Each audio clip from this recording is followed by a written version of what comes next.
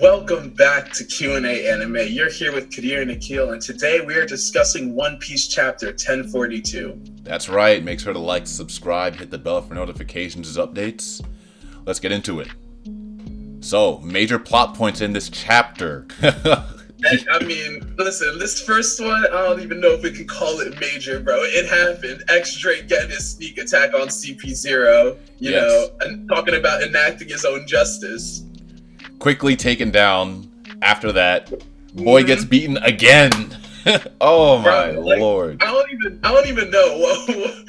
This dude, he's like, Luffy, I'm here to form an alliance with you. I promise, I'm a powerful ally. Gets bodied in literally every fight after. It's like he's getting bodied in like every turn oh my gosh, every point of the arc. I wouldn't be surprised if it was revealed he was like, oh yeah, I was just faking it the whole time, because like if it was some plan of his as like a Marine agent just to like throw on their side, he'll be like, oh yeah, I'll just screw over every battle I'm in now that I'm on Luffy's side. Yeah, man, my entire point was to get my ass beat. Like, he must be a masochist with that kind of, like, mentality. That's his power, yo. He's one of the dinosaur zones, bro. You know, that's what they do. They get wiped out. That's what happened. Oh, my. That's so true. I feel like it's worth mentioning that why he says he's enacting his own justice. And the point being that X-Drake is basically like a sleeper agent for the Marines. He's a part of this sword division within the Marines that I guess act as like undercover agents for like pirates and whatnot. Corazon was a part of Sword. That's why the CP0 agent was surprised by Drake's actions. Yeah, but on top of that, I thought it was interesting that he said that he envies Drake after he said Drake said he was doing it to enact his own justice, and so I thought it was strange why he would envy him. Is it the fact that he could even like think about betraying orders and enacting his own justice? Makes sense to me because remember the agent was very hesitant to go in and even approach the Kaido Luffy fight. Yeah, true. And so, but I do just kind of wonder, what exactly do they have do they have something against him, maybe, that would force him to have to do these things that he's so against necessarily? You got me. I don't know this particular CP0 agent at all, but it would be cool to get a backstory. Yeah, who knows? Maybe we'll get it sometime soon. We better. Given the end of the chapter, but we'll get there. We'll get there. Yeah. So, but next thing, the people in the flower capital are sending off their lanterns and wishes, and they saying like, "Make your dreams fly." And I thought it was a pretty interesting juxtaposition with Luffy fighting Kaido for their dreams of a free Wano. They're sending off their wishes and letting them fly. And up in the sky is Luffy, who's like putting it all on the line, trying to give them the bright new future they deserve. Yeah, that's a really good juxtaposition. I didn't even think about that. It's worth noting that, with them being that high, if Luffy fails, all their dreams literally come crashing down on top of him. Yeah. Yeah. So. Another thing I was thinking, before what ends up happening in this chapter, I was wondering if maybe Luffy would end up seeing like their lanterns or something, and he would see them kind of floating up. He'd see the wishes of all the people, and he'd kind of read some, and that would kind of give him even more of that energy that he needs to kind of put down Kaido. Yes, and speaking of Kaido, this next plot point. Their big fight. The fight that we've been waiting for chapters. Yes. Snake Man was getting crazy hits on Kaido.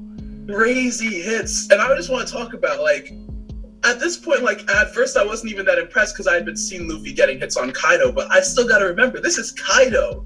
Like, the amount of clout and respect this man has in the streets, the fact that you're even getting one hit, let alone, like, hella, he was putting in at least, like, 15, if not more hits with Snake Man on Kaido. Yes, Kaido's comment actually, like, made me laugh.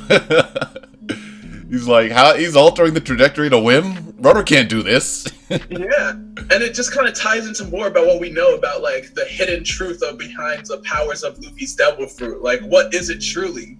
Yeah. I'm wondering if maybe what Kaido said is kind of a clue that Oda's leaving us to try to put us in the right direction, talking about altering the trajectory at whim. And so even though I don't have any ideas on what it necessarily could be, I'm just trying to think along those lines of what could it be in terms of just like altering trajectory, all that stuff. Yeah, you always know that Oda's just floating in like small pieces of information there that try to get us to like makes us hint at things that we predict and kind of expect. Like comments like that are just small comments that make us wonder, what it could be and if he's hinting at Luffy's fruit being something else. And I think it's one of those things that are like just so in your face. Yeah. Like this is and clearly. I wonder if the second we find out what it is, whether every single even the tiniest clue we might have gotten will all make sense. Yeah. Imagine when it's revealed whatever fruit they were talking about. Imagine how many One Piece fans are gonna be like, "Oh my gosh, it was literally right there in our face," and then Oda's just gonna be laughing in the background like, "Ha! None of you guys got it. Mess with you again."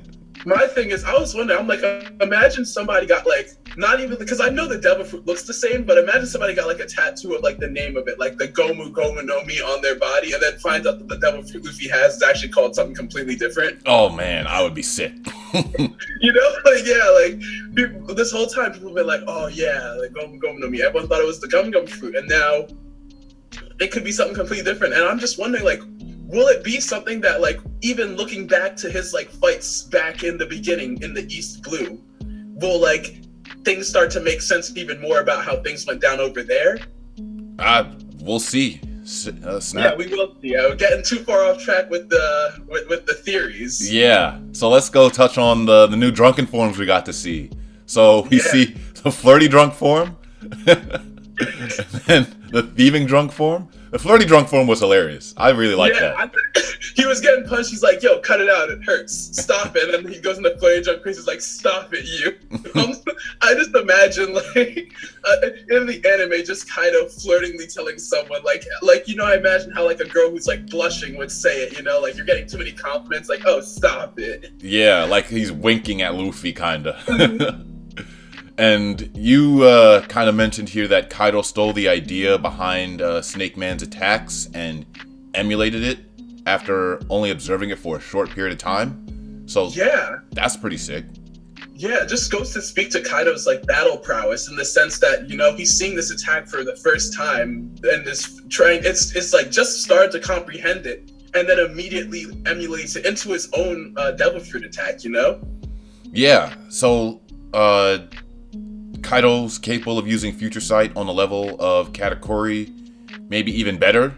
Yeah, he was able to dodge Snake Man's attacks, and even Katakuri wasn't able to do that, as we saw when they were fighting on Whole Cake Island. And so, well, Katakuri couldn't dodge all the hits, but he was dodging a few of them. Yeah, but that's the thing. I feel as though, at that point, is it truly dodging? Because I feel like that was the whole point. He's able to see, because you can see up to a certain extent into the future. So he saw the first 3 attacks and was able to dodge them, but because it keeps coming from different directions, it wasn't enough. He couldn't see far enough to actively dodge every incoming attack.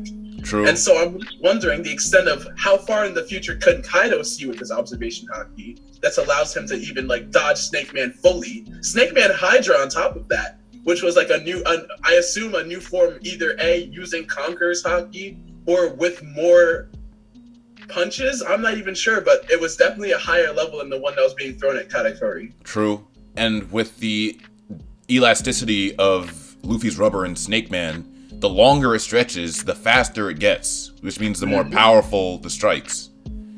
And so Kaido being able to dodge it is even more impressive. Yeah, absolutely. And then after dodging it, he comes back with attacks of his own, eating Luffy and then hitting him with a point-blank blast breath right after. Oh my gosh. And then, it just speaks even more to the fact that Kaido has earned this title. How many battles has he been in? He knows what to do. He's not afraid. He gets hit, he steals your attack, throws it back at you. You think you're doing something, he eats you and then blasts you with a dragon blast, point blank, through the island. It was similar to how Kid's damn Punk did it to Big Mom. It's crazy. Except it didn't literally go through the island. Kaido's did though. Kaido's did. Yeah, crazy. I was gonna say Kaido's went straight through. There was nothing to stop it. I think it's amazing that Luffy managed to come back, swapping into Bound Man. Yeah, I'm not sure I can't even chalk it all up to luck. I'm sure luck had something to do with it, but it was more about his quick thinking, you know? Yeah. He was able to quickly assess the situation and decide that balance man's what he needs right there and like just dodge out from under the pressure of that attack.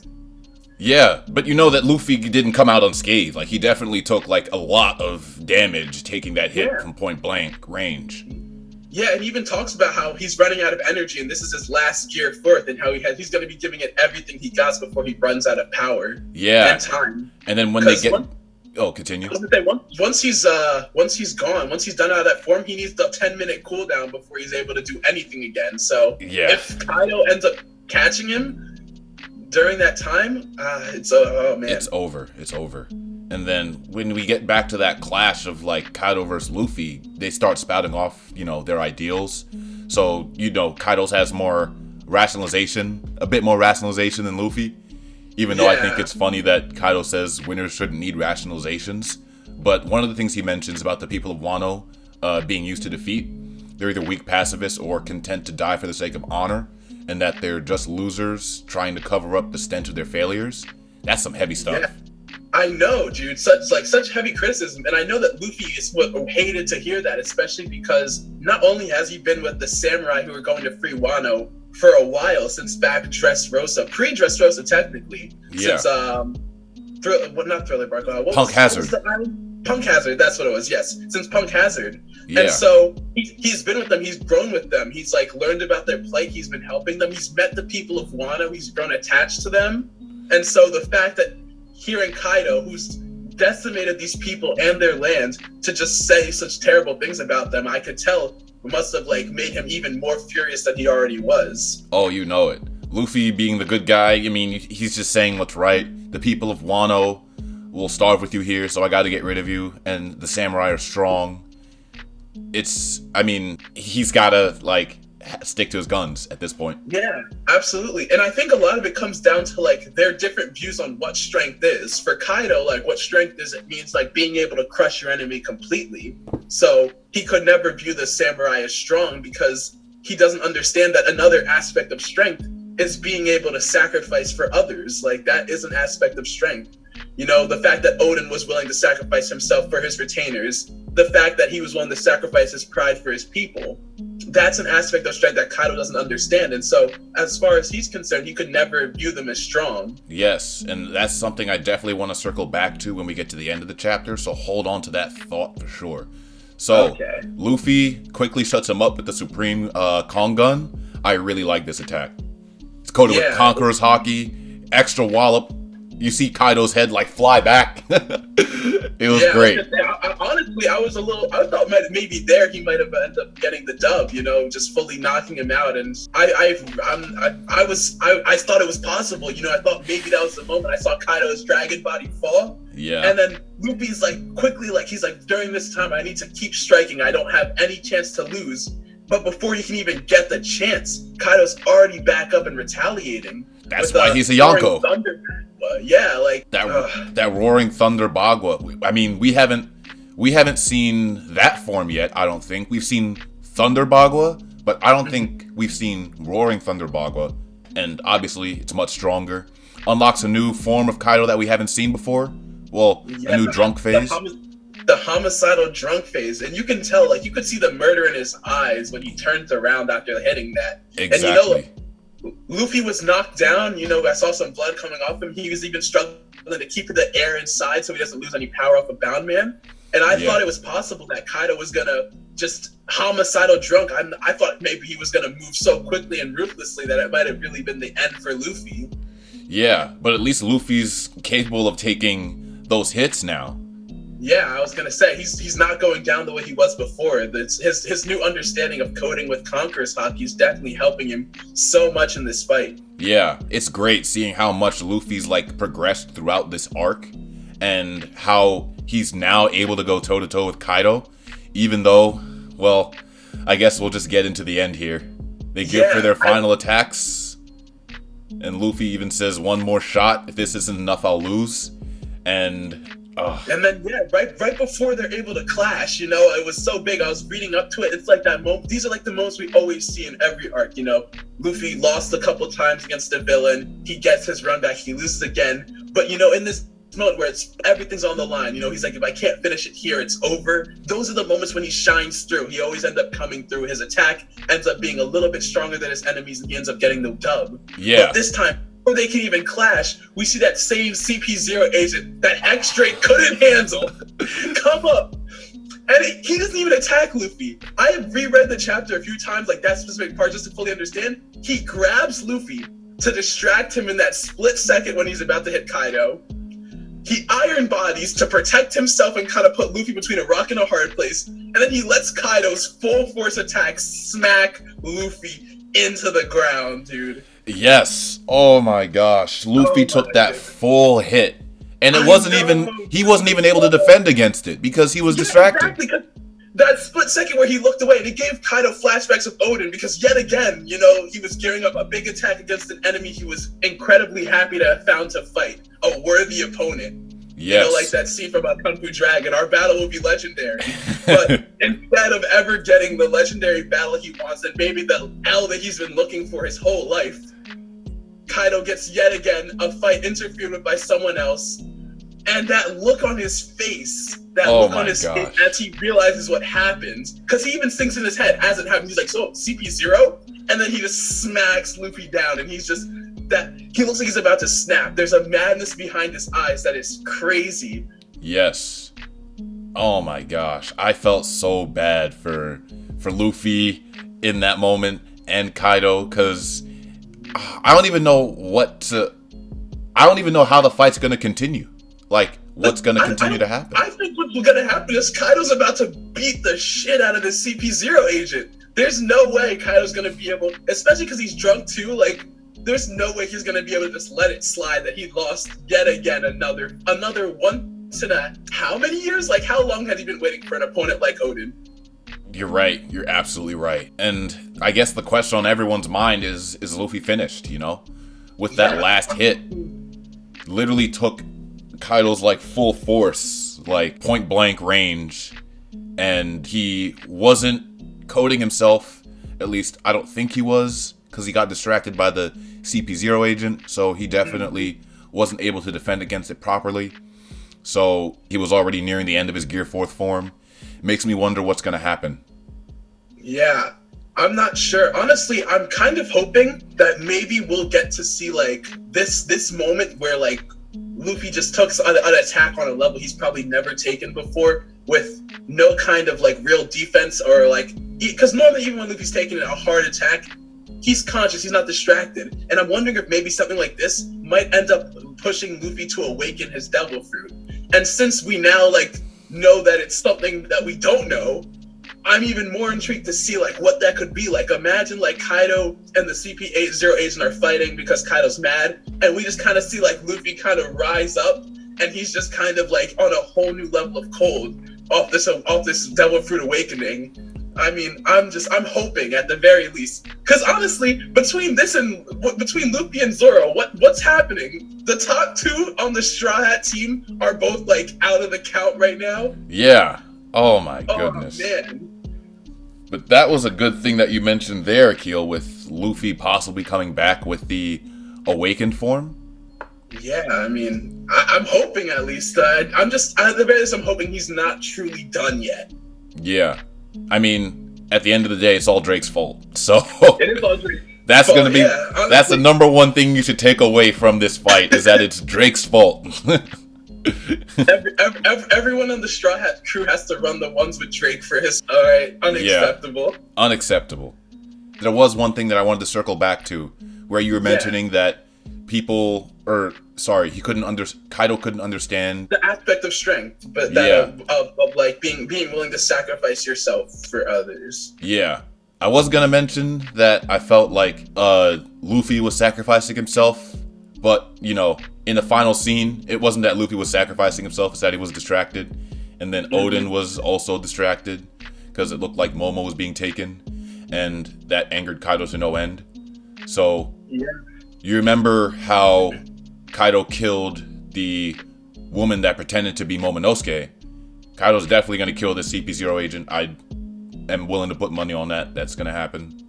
I'm hoping he does, because honestly, I could see the CP0 agent just like getting away, because they do certainly have a penchant for that, you know, like they'll just show up, they'll do something, and they'll dip out, because that's what they do. They're like masters of stealth, master assassins. They show up, they do what they need to do, and they're gone before you can even fully grasp what might have gone down. True. And I think that this is the first time that Kaido's noticed that CP0 has been on the island, if I'm not mistaken. Oh yeah, absolutely. He would have had no clue before that. Man, it's just such a disappointing way to end the chapter, having the final clash between the two strongest characters in this arc finally go at it, and then one of them is distracted. But it's poetic in that it happened before the Kaido, and it happened now. So I'm wondering what's going to be different with the outcome after that clash. Yeah, who knows? Honestly, I'm not even sure what's going to happen now. Oda has yet again shown me that I know absolutely nothing about the grand vision that he has. Yes. and that I just have so much more in store for me. But I love it anyway, so. Yeah, and I guess with that, we'll end the video here. And be sure to like, subscribe, comment. Make sure you guys comment with any predictions you have. And every like is another second Luffy can beat Kaido's ass in the coming chapters. And everyone put some middle fingers up in the comments for X Drake. Yeah, yeah. Disgusting. Alright, well, I guess we'll end it there, and we'll see you guys on the next episode. Q&A out. Q&A out.